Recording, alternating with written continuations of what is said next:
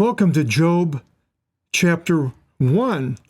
Wonderful book. I've been waiting anxiously to start Job. I feared the book of Job for years. It was like, this is very difficult. But then 4 or 5 months ago, the Lord opened up to me the things of Job that I had not seen before, and making it so it's very exciting to be able to go through the book of Job. As we mentioned in the introduction, I believe Job is the oldest book in the Bible, and went through all these reasons why. Now we'll go into the chapters itself and see what they have to say.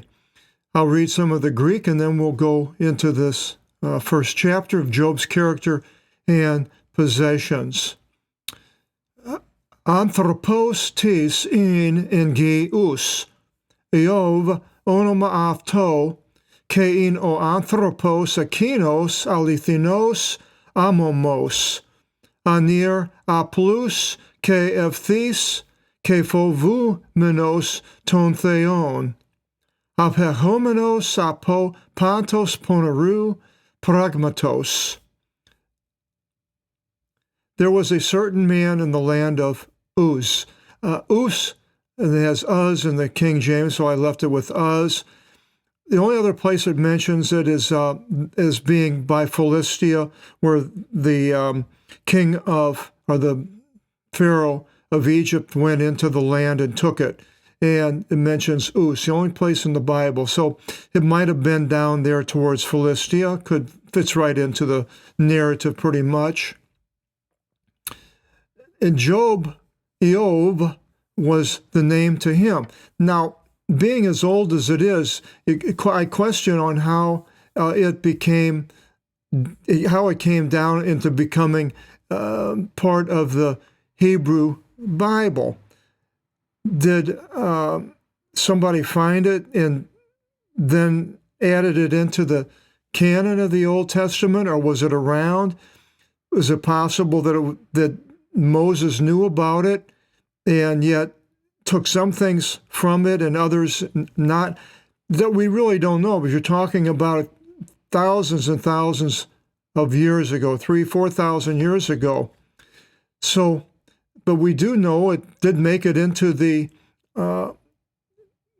Old Testament, and who he was, we find out here. It says his name was Job, and that man was true, unblemished, a sincere man, and upright, and fearing God. As we mentioned, the Christ of Job, this fits right into Jesus. He's at a distance from every wicked thing.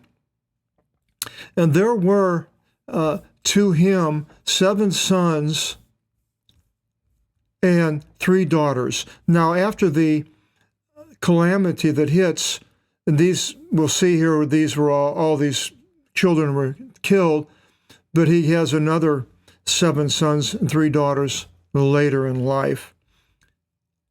And it says in verse 3, and his animals were 7,000 sheep. So he is very wealthy.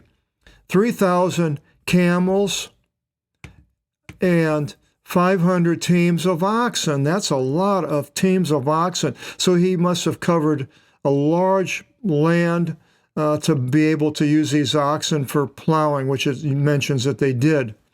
And 500 grazing female donkeys, which were beasts of burden, and for service exceedingly many. So he had other animals and so forth. And there were great works attributed to him upon the land. And that man was great of the ones from the east sun. Now, where is the east sun? I mean, that doesn't really help a whole lot, because if you don't know where this actually began, it doesn't state it. If you're in east of the Jordan River, then the east sun, he would be from the east sun, it would be someplace east of that. But if you're all the way over to the Mediterranean, The east tongue could be any place in Israel or even in Jordan. So it doesn't help a whole lot.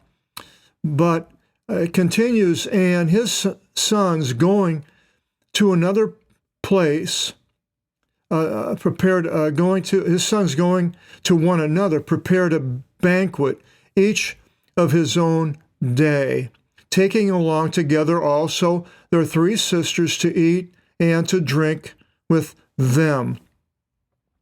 And whenever they completed the days of the banquet, Job sent and purified them. Now, that doesn't mean there's a law. It doesn't mention anything. Job purifying it would mean it was before the law, because if it would have been the law, then he would have had the purification would have come through the priests. But Job purified them. So shows again that he was in the patriarchs. And he was rising up in the morning doing this and offering for them a sacrifice according to their number.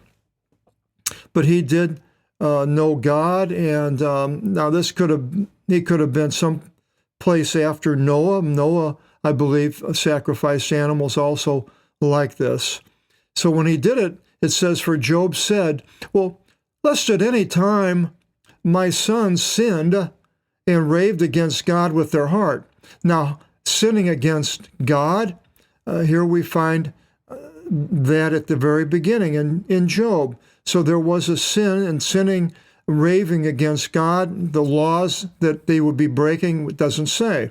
But raving against God is pretty much being angry and blaming God.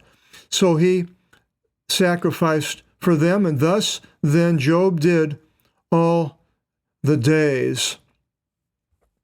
And it came to pass this day, and behold, the sons of God came to stand before the Lord. Now it changes and goes up into heaven, because it says down below heaven here in verse 2. So the sons of God. Now some people think they're angels, but why would they? If they were an angel, it would have said the angels, because it speaks about angels in another place. So these were sons of God in some form. It mentions them in the book of Genesis at the very beginning. Moses mentions them in the book of Genesis, which was probably came down from an oral tradition. It could have come from this also, from Job. And they came to stand before the Lord. Okay? And the devil, the Avalos, came in the midst of them. So now we're introduced to the devil. And if this is the first book of the Bible, then we know from the book of Genesis, which was an oral tradition probably, the devil is mentioned there. And so now to go a little bit into the devil, the Avalos, a few places it mentions other beings being a devil rather than the devil himself, more or less. Haman the slanderer in the book of Esther was called a slanderer, and the word was diabolos, and that's what the devil did. He slandered people and lied, and so this was in Esther 7:4 and 8:1, and then we'll see later that Satan and the devil are the same. And Peter is called a Satan in Matthew 16:23. But the other person, it says it's in John 6:70, that Judas was called a devil, and in John 13:2. Now, to understand who this devil is, we go to Revelation 12:9, and it says, and the great dragon was cast out. Now, the great dragon, we'll find out later towards the end of this book of Job, it appears there. And the ancient serpent being called the devil. So now we see the devil and the ancient serpent and Satan, the one misleading the entire inhabitable world, was cast into the earth, and his angels were cast with him. So now that's important, that he was cast from the heavens. So apparently here in Job, he's still in heaven because he's talking to God. And then in Genesis 3:1, it says, But the serpent was most skilled of all the wild beasts upon the earth, whom the Lord God made. So now we know that Satan, the serpent, was made by God, and the serpent, ancient serpent, is the devil, or as Satan. So it's a being that's been made like us, humans. And this serpent tempts Eve in Genesis 3, 1-5. You can open up and go there and find out how he tempts her with the eating the forbidden fruit from the tree. And then afterwards in Genesis 3:15, the serpent is cursed by God. In Zechariah 3:12, it mentions this devil. It says, "And the Lord showed to me the great priest standing in front of the angel of the Lord.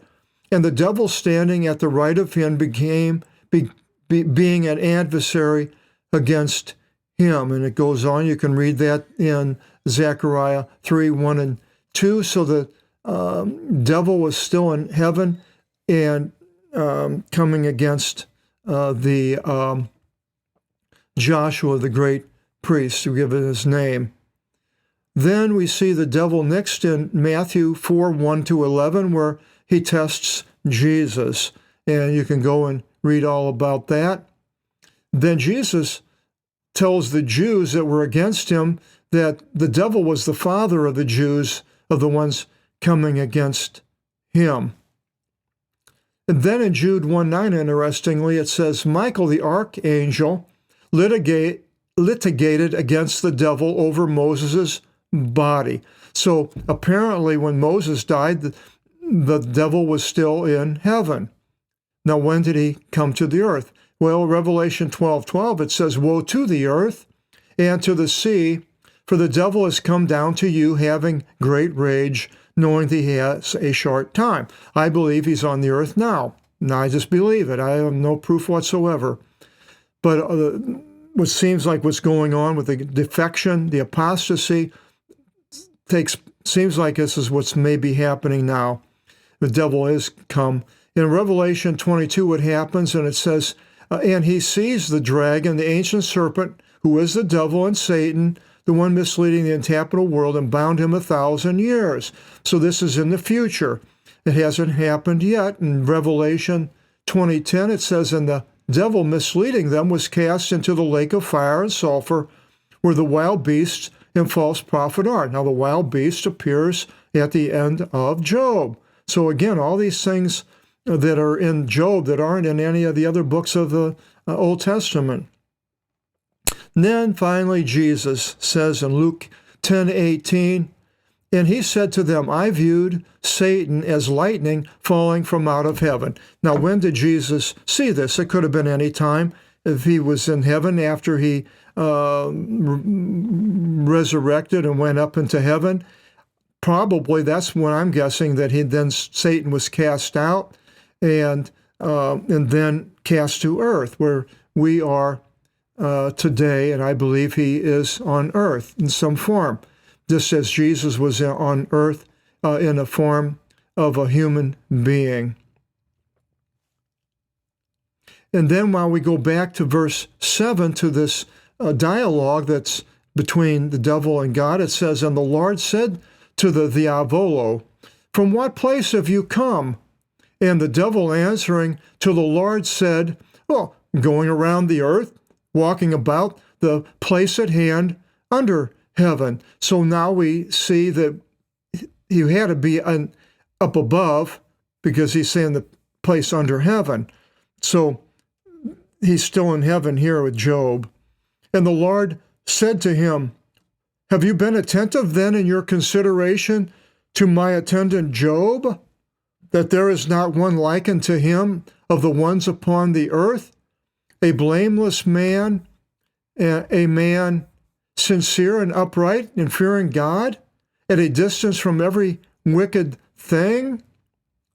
And the devil answered and said, "Before the Lord, does Job freely fear God?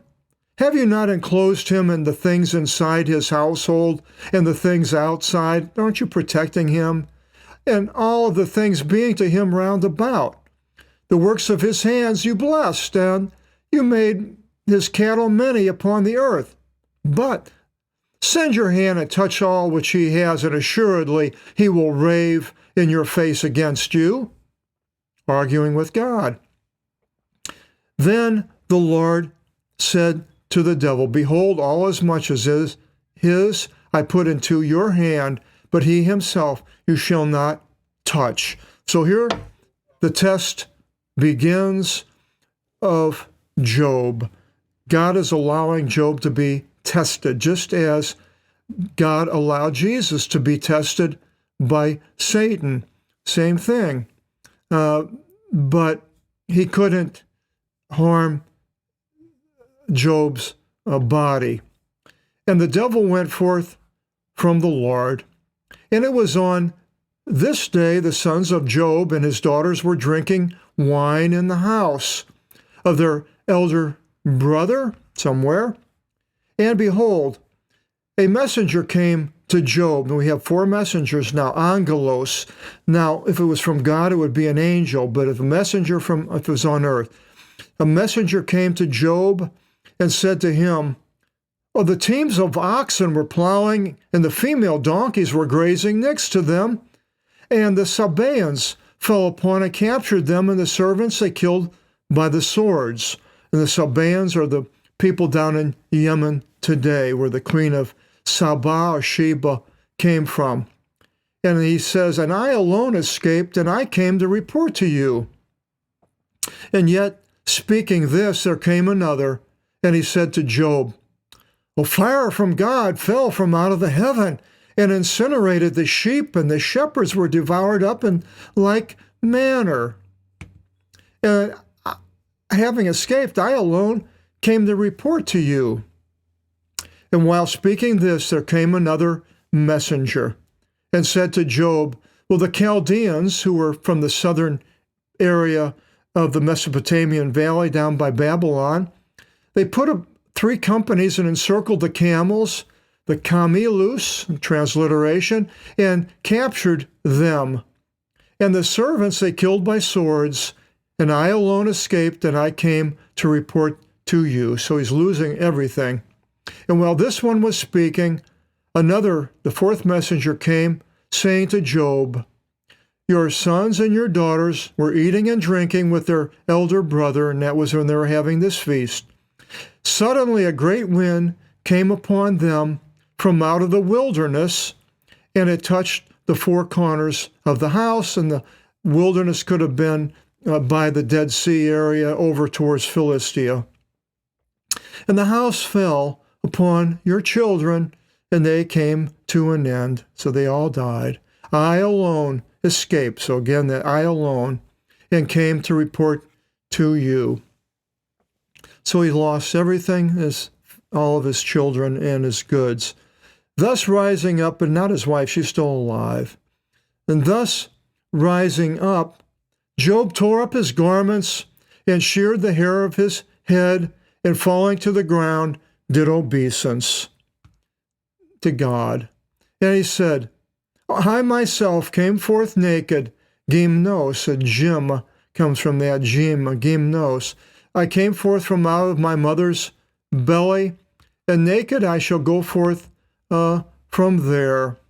The Lord gave, and the Lord removed. As to the Lord it seemed good, so also it came to pass.